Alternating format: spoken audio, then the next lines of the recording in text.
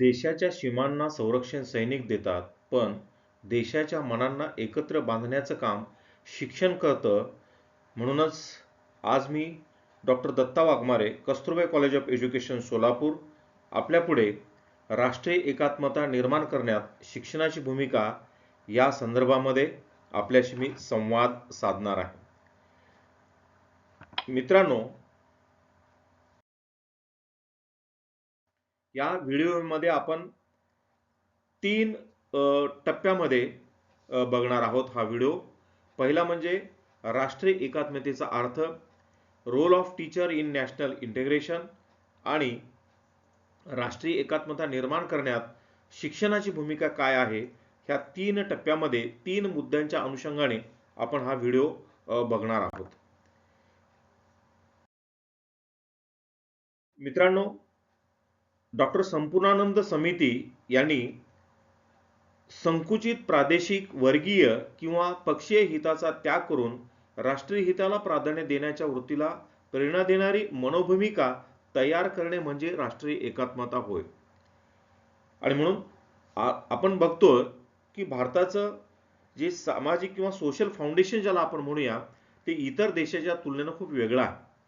कारण भारत हा विविधतेने नटलेला देश आहे आणि या विविधतेमध्ये अनेक जाती धर्माचे लोक आहेत, अनेक पंथाचे लोक आहेत आणि त्याचबरोबर अनेक सण उत्सव, भाषा बोलणारे आणि आपापल्या धर्माची उपासना करणारे अनेक प्रकारचे लोक इथं आहेत.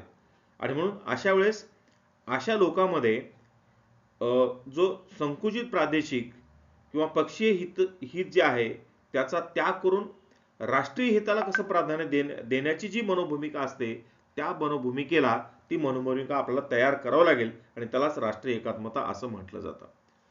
दुसरी एक व्याख्या जी आहे ती म्हणजे राष्ट्रीय एकात्मता एक मानसशास्त्रीय आणि शैक्षणिक प्रक्रिया असून त्याद्वारे जनतेच्या हृदयात एकात्मता, जवळीकता, सामान्य नागरिकत्वाची भावना आणि राष्ट्रप्रती भक्तिभावनेचा विकास करण्यात येतो.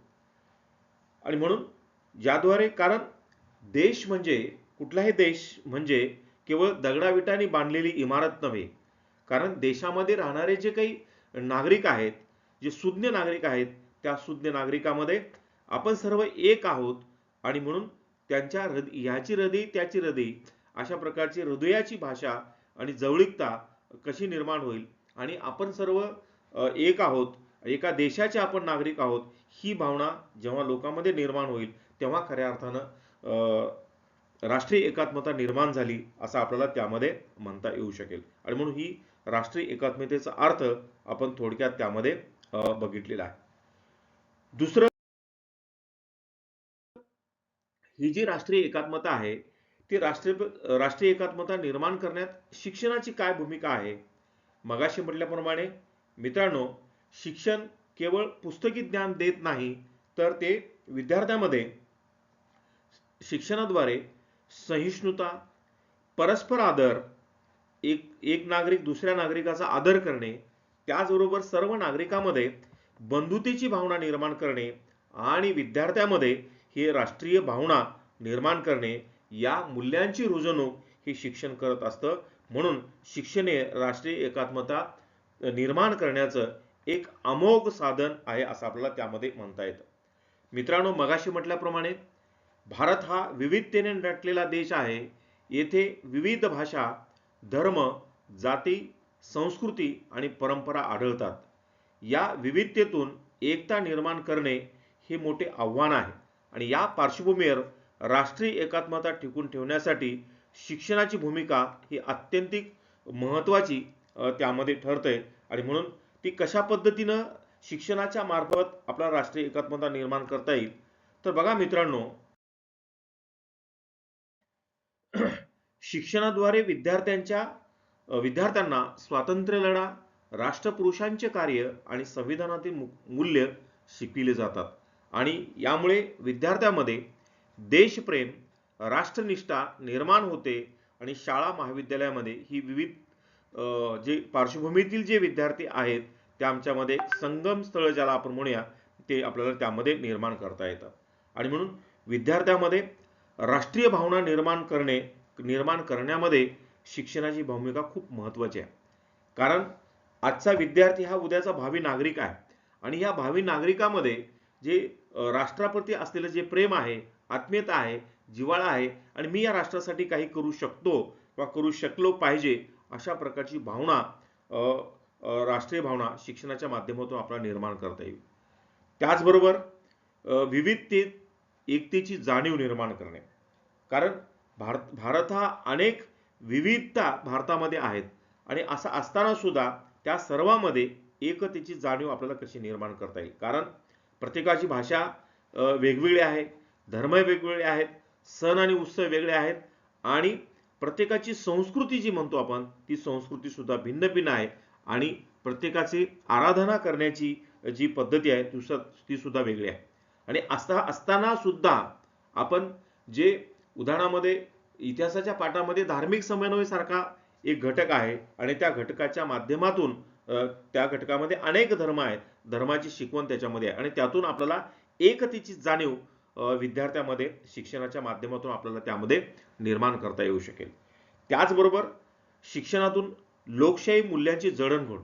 कारण भारत स्वतंत्र झाल्यानंतर जी संसदीय लोकशाही प्रणाली आपण जी स्वीकारली आणि त्या प्रणाली जर या जनमानसामध्ये, विद्यार्थ्यामध्ये, भावी नागरिकामध्ये जर ही रुजवायची असेल तर शिक्षणातून आपल्याला समानता रुजवावी लागेल. त्याचबरोबर खूप महत्तम प्रयत्नामुळे आपल्याला स्वातंत्र्य मिळालं.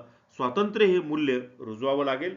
त्याचबरोबर बंधुता आम्ही वेगवेगळ्या प्रांताच्या असू, वेगवेगळ्या धर्माच्या असू किंवा वेगवेगळी प्रार्थना स्थळामध्ये जाऊन आम्ही उपासना करणारे असू, पण आम्ही सर्व एक आहोत, आम्ही सर्व बंधुत्व आहेत, ही अशा प्रकारची न्यायाची भूमिका, ही सगळे जे काही संविधानानं सांगितलेले जे मूल्य आहेत ते मूल्य शिक्षणाच्या माध्यमातून विद्यार्थ्यांना मूल्यांची ओळख होते. आणि म्हणून नागरिकशास्त्र सारख्या विषयामधून आपल्याला संविधानिक जे मूल्य आहेत त्या मूल्यांची ओळख होते आणि जी राष्ट्रीय एकात्मता निर्माण करण्यामध्ये खूप महत्त्वाची भूमिका असलेली आपल्याला त्यामध्ये दिसतंय. आणि म्हणून याचबरोबर समाज व्यवहारामध्ये अनेक अंधश्रद्धा आहेत. बऱ्याच वेळेस आपल्याला असं दिसतंय की संकुचित विचार लोकांमध्ये रुजलेले आपल्याला त्यामध्ये दिसतात आणि म्हणून हे जे रुजलेले चुकीचे जे काही अंधश्रद्धा असतील किंवा संकुचित विचार आहेत हे जर कमी करायचं असेल तर शिक्षणाशिवाय दुसरा तरुणोपाय नाही. आणि म्हणून शिक्षण माणसाला वैज्ञानिक दृष्टिकोन देतं. कशामधून देतं की विज्ञानासारखा जो विषय आहे त्या विज्ञानासारख्या विषयामधून वैज्ञानिकांनी केलेले प्रयोग, त्यातून आलेले निष्कर्ष असतील, त्याचबरोबर जे वैज्ञानिक जे प्रयोगाच्या माध्यमातून जे विद्यार्थ्यांना हे केलं जातं त्यातून विद्यार्थ्यांमध्ये वैज्ञानिक दृष्टिकोन हे शिक्षणामुळे येतो. त्याचबरोबर मगाशी म्हटल्याप्रमाणे समाजामध्ये असलेली जातीयता त्याचं प्रमाण आता प्रचंड कमी झालेलं आहे. त्याचबरोबर धार्मिक विद्वेषाचं जे काही विघातक ज्याला आपण म्हणूया किंवा टोकाची प्रांतीयता, कारण भारतामध्ये अनेक प्रांत आहेत आणि अनेक प्रांत, एक प्रांत हा दुसऱ्या प्रांतामध्ये काही सीमेच्या बाबतीमध्ये असेल, पाणी प्रश्नाच्या बाबतीमध्ये असेल, अशी वाद आहेत. पण याच्या पलीकडे जाऊन आपण सर्व एकाच राष्ट्राचे नागरिक आहोत ही भावना निर्माण करणे म्हणजे समाजामध्ये असलेली जातीयता, धार्मिक द्वेष किंवा प्रांतीयता ही जी विघातकता आहे ती विघातकतेचा विचार हा शिक्षणामधून वेगवेगळ्या उपक्रमाच्या माध्यमातून आपल्याला कमी करता येऊ शकतो. त्याचबरोबर सामाजिक सलोखा आणि शांतता शिक्षणाच्या द्वारे आपल्याला निर्माण करता येतं आणि ज्यातून देशाच्या एकात्मतेसाठी खूप ही आवश्यक बाब आहे. कारण मित्रांनो, शिक्षणामुळे संवाद वाढतो किंवा संवाद करण्याची जी क्षमता म्हणूया, जी उर्मी म्हणूया ती येते. त्याचबरोबर सहकार्यशीलता, कारण एक नागरिक दुसऱ्या नागरिकाशी सहकार्य करणं, एका धर्माच्या व्यक्तीनं दुसऱ्या धर्माच्या व्यक्तीशी सहकार्य करणे आणि शांततेचं महत्त्व आपल्याला माहित आहे.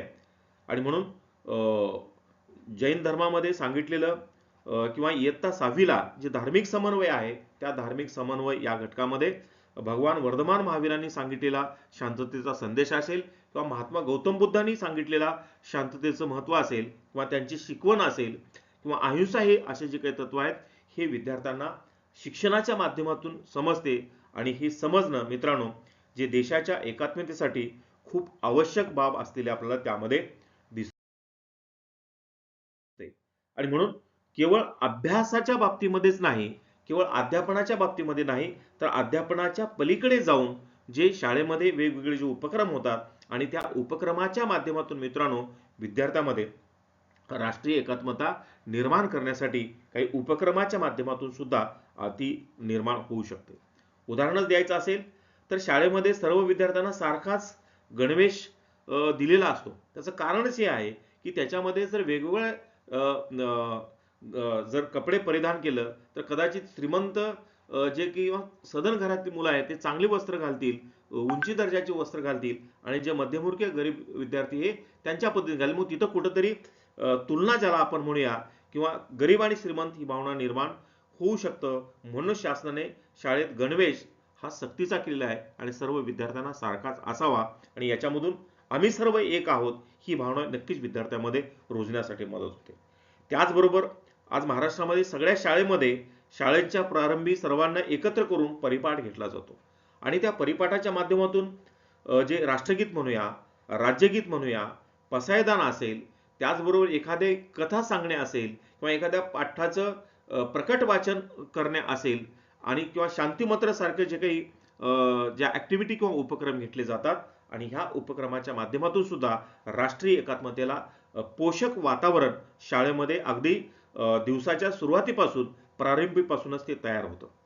त्याचबरोबर मित्रांनो आजचे बालक हे उद्याचे देशाचे भावी नागरिक आहेत आणि म्हणून त्या अनुषंगानं बालसाहित्य, वाचनीय मजकूर तयार करून त्याचे वितरण विद्यार्थ्यांमध्ये जर केलं तर निश्चित बालसाहित्याच्या माध्यमातून सुद्धा राष्ट्रीय एकात्मतेला पूरक वातावरण आपण अभ्यासेतर आणि अभ्यासपूरक उपक्रमाच्या माध्यमातून ते त्यामध्ये करू शकतो.